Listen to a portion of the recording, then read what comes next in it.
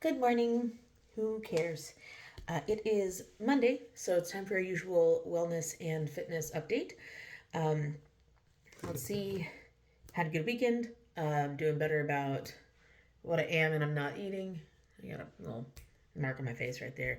Got some sun on me this weekend. But I wanted to go ahead and do my weigh in. As y'all know, when I started this journey, well, maybe, I don't know. When I started this, I weighed in about 238, almost 39 pounds. And as of today, I have finally hit 219.4, as you saw in the thing. Um, so I've officially hit my first milestone, which was getting below 220, because 220 is where I've been sitting for a few years now. And my weight has fluctuated around that 220 mark. Just being able to get below 220 has been really difficult. Um, I actually weighed in at 218 on Friday. So the fact that I was out of town all weekend, I was camping, I was at the fair, not around my normal food and snacks and routine and everything. The fact that I've only fluctuated up 1 pound is significant. Um, so I'm really excited about that. And I'm really hopeful that now that I've hit, now that I've passed this plateau that I've been bouncing around for the last couple weeks, I'm really hopeful that I'm going to see some continued um, downward movement, maybe steady. Obviously, I don't want anything to balloon really fast because it never works out very well. Um, Unfortunately, I also don't feel very good today. Um, Something I did eat this weekend made me feel a little poopy. Um, some kind of hit and miss. But I am going to go ahead and have my protein shake because it is lunchtime ish. So I'm gonna go ahead and have that today.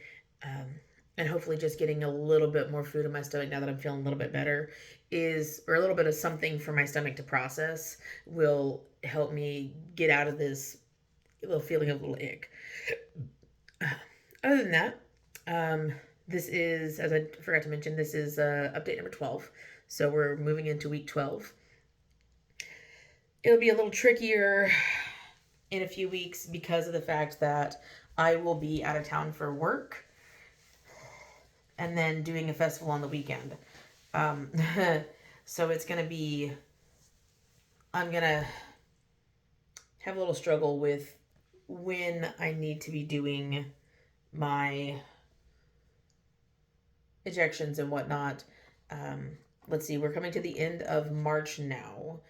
And let's talk about my gummies. So I've been taking my gummies. I'm supposed to take them every day. As anybody that has watched more than a few of these videos knows, I don't. It's not because I don't want to. It's not because I don't try to. It's because I straight up fucking forget to because I lack the ability to actually build a routine and a habit. Can't form those habits unless they're bad ones. But that being said, I will say I had my gummies today. I was a good girl. Um, but my my 2 month supply of gummies has lasted 3 months and will last into month 4 at this point, and thanks to my forgetfulness. But let's talk about the GLP-1. I'm sitting at 7.5 units. I don't know that I'm gonna jump up to the 10, but for this month and probably through May, I'll sit at 7.5 and we'll see what my weight loss is doing as far as progression, plateaus, etc., how I'm feeling.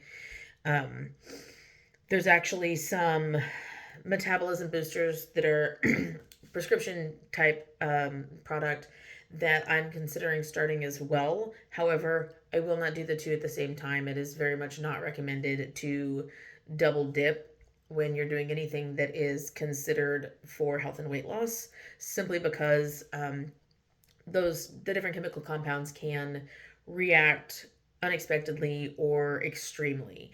And anything like this is going to upset your GI tract, your ability to processed foods, etc., it can also have cardiovascular effects, especially with a metabolism booster. Cardiovascular, elevated heart rate, helping with the metabolism is something that is common. And when you start combining the things, that you start getting into unhealthy territory, unsustainable, and start actually doing damage to not just your cardiovascular system, but you can also damage your GI tract, your organs, etc. So what I might do when I finish this next vial that I have of the injections, I may pause on those and switch over to the metabolism boosters.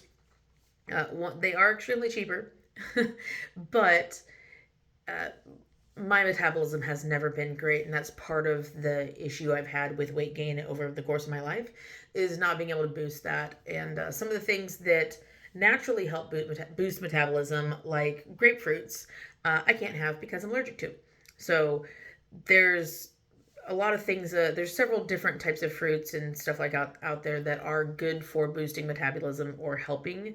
And unfortunately, with citruses, I have to be very careful because they do react poorly to my body.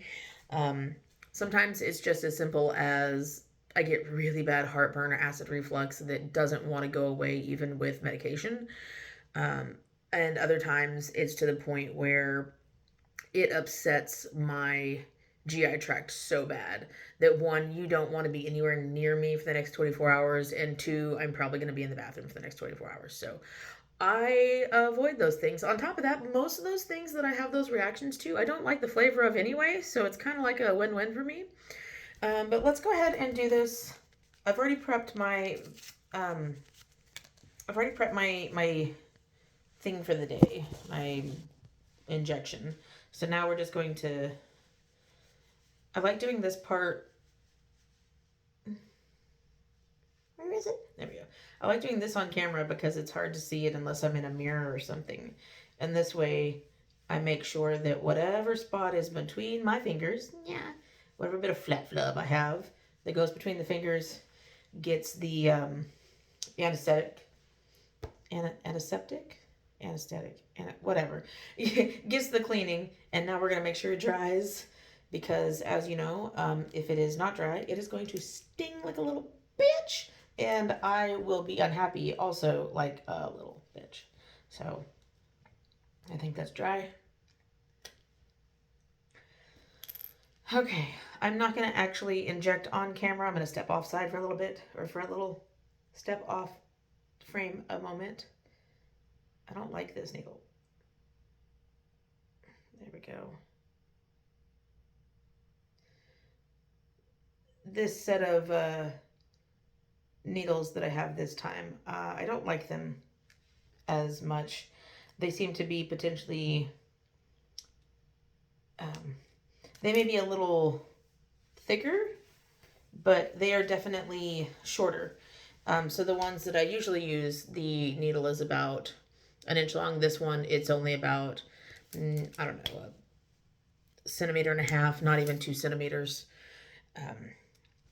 So probably at minimum it's half the size of the other ones. So it's not as flexible, which, I mean, doesn't necessarily need to be flexible, but it also means that it's a little stiffer going in. It still didn't hurt.